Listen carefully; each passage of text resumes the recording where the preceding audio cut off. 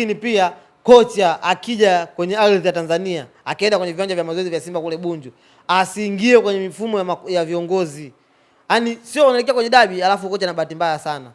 Huyu kocha anakuja Simba ieleweki, Simba haiko sawa, Simba inahitaji kuwa na muunganiko, alafu kuna mechi kubwa inakuja mbele yake, kuna dabi. Alafu kwenye dabi anakosa baadhi ya wachezaji muhimu kwenye Simba, anamkosa Soa, anamkosa na Kante. Umeona balaa hilo? Kwa hiyo kocha anakuja, pilau limemka kwenye koo. Sio kula pilau alafu ukakosa maji linavyokukwama hapo kwenye koo. Ndio kocha amekuja kipindi hiki. Amekuja kipindi kimoja kibaya sana. Anataka kuwapa raha wana Simba. Anataka kurejesha ile nguvu moja ya Simba ambayo imepotea. Yaani kifupi Simba pale vipengele ni vingi. Ndio maana nakwambieje, amekuja kipindi kimoja kibaya mno. Simba wawe makini sana, lakini pia huyu kocha awe makini sana squad yake anavyoipanga na selection ya wachezaji ambao watakuwa wanawachagua kwenye dirisha dogo. Kama hajalizika na viwango vya wachezaji ambao wako Simba hivi sasa na mkataba wao unamalizika, basi asilazimishwe yeye achague wachezaji ambao anaona yes, hawa wachezaji nikiwaseti kwenye kiwango changu mimi watakuja kunisaidia Simba yangu. Morgan, watu wengi wanaimisi Simba ile ya miaka ya nyuma, Simba ya John Boko, Simba ya Mugalu, Simba ya Kagere, Simba ya Mzamiru, Simba ya Zimbwe. Watu wengi wamemisi sana Francis Carter, Lali Bwali. Yes, Simba hiyo kuponi hatari she. Yaani hiyo Simba unapasuka mchana kweupe. Yanga watamani kucheza nayo hiyo Simba. Yaani miaka yote ile minne Yanga walikuwa wanajipapatua kwa sababu tu Yanga wana spirit ya pambanaji wachezaji wao. Wanapambana nao hivyo hivyo, lakini quality iko noma sana ya Simba. Kocha ndo ambaye mwenye msimamo, kocha mkuu. Yeye ndo ana msimamo. Mutale hujui kucheza kaa pale. Unielewa? Ya Mkwala hujui kucheza kaa pale. Wataanza watu ambao wanajua wakina Selemani Mwalimu. Unielewa? Kwa hiyo kwanza mimi sifurahi vitendo vya Anliu vya kocha kuingiliwa majukumu, yani kupangiwa kazi. Umenisajili mimi ili iweje? Kama unaweza basi chezesha wewe. Mataifa mengine yote wanalalamikia Wakongo wachawi, hasa Nigeria. Nigeria wamelalamikia kweli mwamuzi anaenda kwenye VAR haionyeshi mechi ya Kongo. Haionyeshi nini? Haionyeshi, hata waoni replay. Hawaoni kinachoendelea. Wa Nigeria wamelalamika Wakongo wachawi kwenye AFCON hapa. Mwamuzi anaangalia VAR pale haoni kitu, anaona maluelue. Uchawi upo, lakini huo uchawi una quality. Hiyo game ilikuwa ni Kongo na nani? Mzee wa Mida. Game ilikuwa Kongo. Wa Nigeria wamelalamika kwenye kundi la Kongo. Wa Nigeria wamelalamika kwamba hawa watu ni hatari. Na wa Kongo wanasemaje? Hawa Nigeria ndio balaa.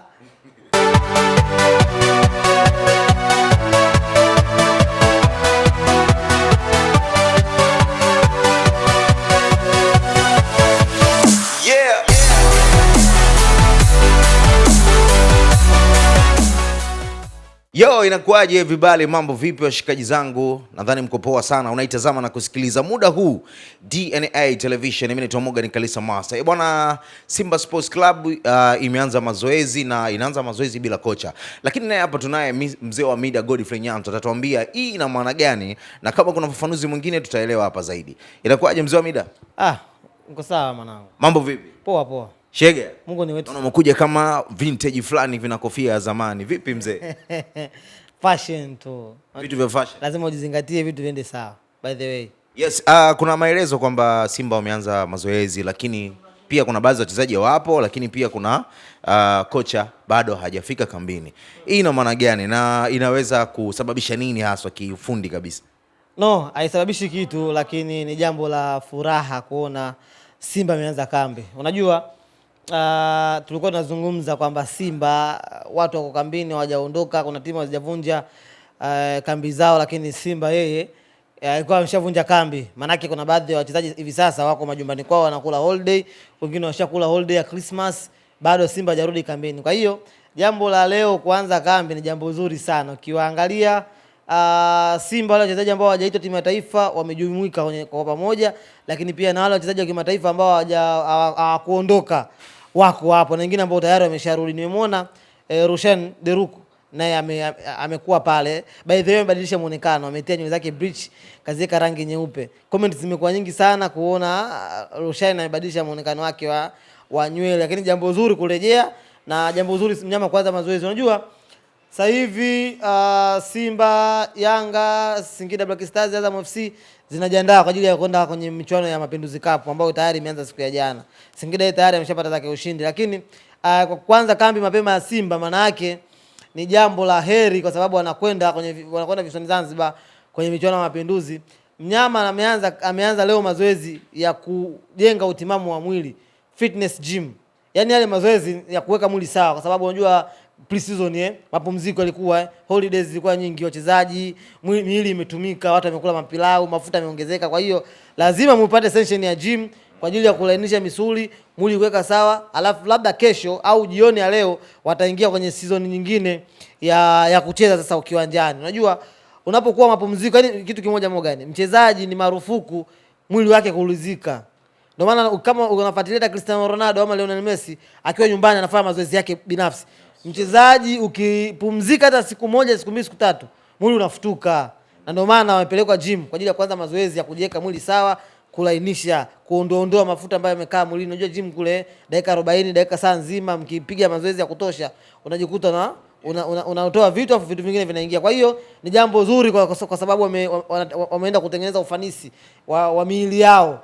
Lakini wachezaji ambao hawajarejea inabidi wawahi sasa Simba. Ni Simba waonyeshe serious katika hili jambo kwa sababu watu hawaombei mabaya Stars, lakini Stars kama ikitolewa mapema kwenye michuano ya AFCON basi mambo yote yataendelea mengine kama kawaida.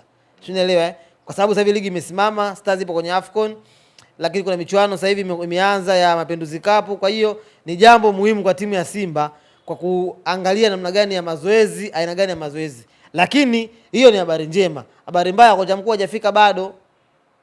Unaelewa Kwa hiyo sasa hivi mazoezi ya Simba yako chini ya kocha msaidizi Matola. Na ndio by the way ndio kocha ambaye ni msaidizi, ingawa kocha mpya akija kuna taarifa kwamba atakuja na msaidizi wake, lakini Matola atakuwa ni sehemu ya kikosi cha Simba Sports Club. Yes, hapo nataka niongezee kidogo. Kuna umuhimu kiasi gani au kuna faida kiasi gani kocha kuja kwa wakati huu ambao tayari Simba inaenda kwenye dirisha dogo, yani ligi ya Tanzania inaenda kwenye dirisha dogo? Kuna umuhimu kiasi gani na kocha ni mpya? Vipi, tupe za ndani. Kuna yote ambaye anaweza toka ingia zile, ushapata majina? Muhimu sana. Yaani kuna watu wamekalia kutikavu Simba. Joshua Mutale Budo mkataba wake unaisha mwakani hapo. Kesho kutwa mkataba wake unaisha. Unaelewa? Mkwala Dese mkataba wake unaisha. Hao ni watu ambao wamekalia kutikavu Simba. Hawahitajiki Msimbazi. Hapana, yani kuhitajika kama kutohitajika ni kocha akija kwenye uwanja mazoezi atawaona. Lakini kuna zile kwamba mchezaji wa Simba na Yanga wengi waandamizi wale wanakuaga ni wachezaji wa uongozi, yani baadhi wa viongozi fulani kwamba anaweza kaja kocha lakini wasiondoke, wapo na viwango vilizishi na watu wamepiga kelele sana lakini wao wakaendelea kubaki. Hii inakuaje? Sasa hapo unaangalia msimamo wa kocha upoje. Unaelewa? Kuna wale makocha na kutolea mfano kocha Miguel Gamondi ni aina ya kocha ambaye huwezi kumpangia kikosi. Never ever forever. Hawezi kukubali.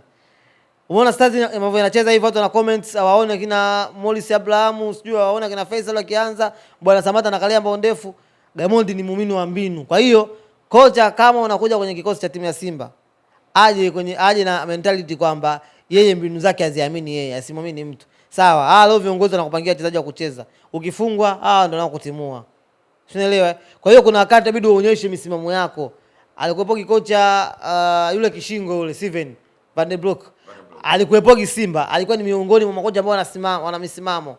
Kilichomtimua aondoke kwenye timu ya Simba kuelekea kwenye dabi. Sawa? Simba na Yanga. Kocha amefanya session yake ya mazoezi wiki nzima, tunakwenda kucheza na Yanga. Unaelewa?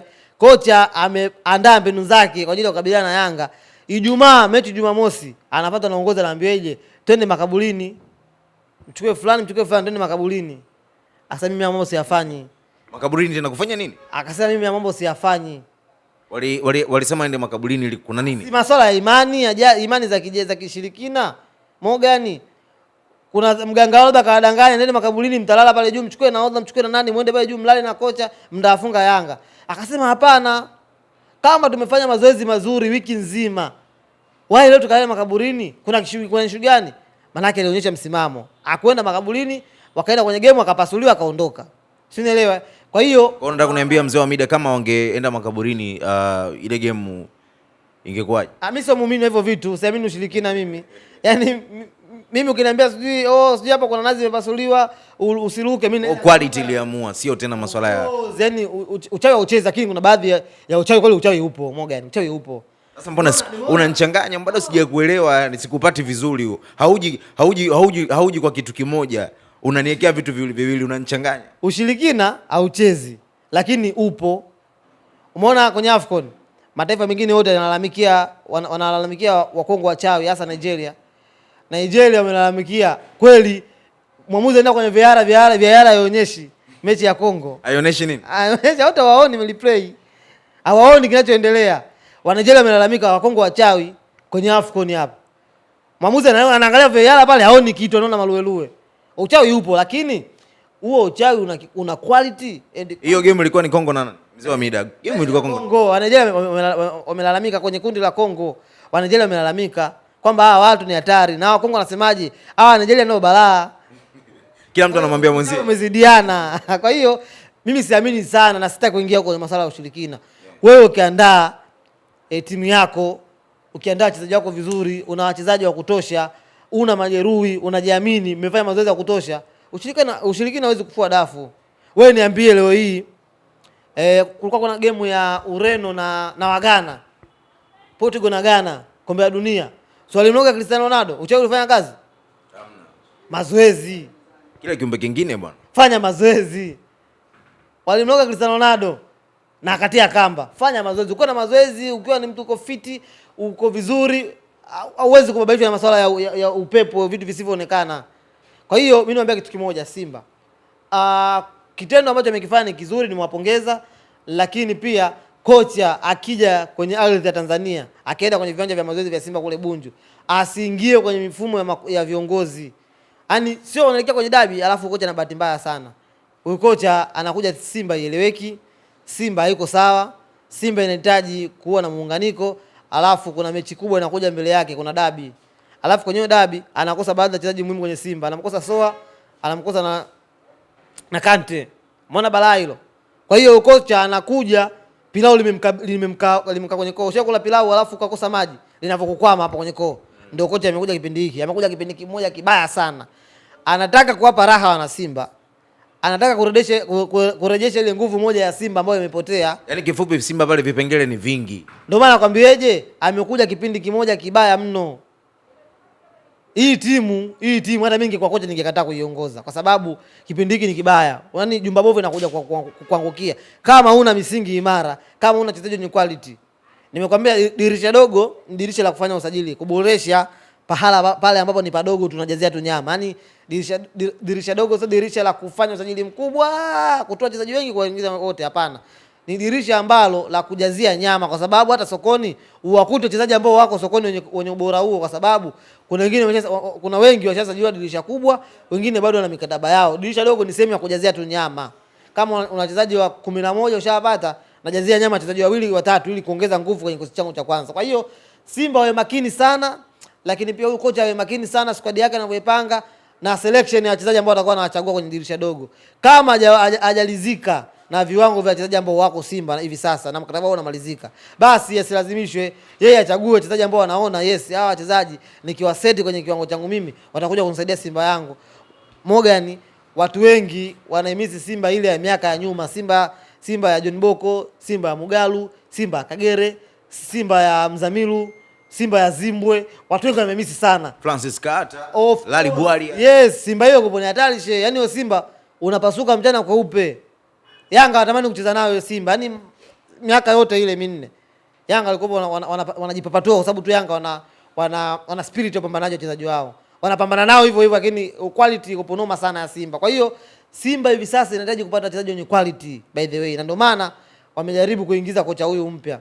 Tusubiri tuone mbinu zake kama zitafanya kazi, lakini pia wachezaji waliokuwepo wasimwangushe, wajaribu kufanya kazi kufanya kazi na kocha mpya, kwa sababu ni kocha ambaye watu wengi wanatamani kuona ubora wake kwenye timu ya Simba. Unajua Simba imestruggle hapa katikati baada ya Fadlu kuondoka. Yaani Simba haijakaa sawa.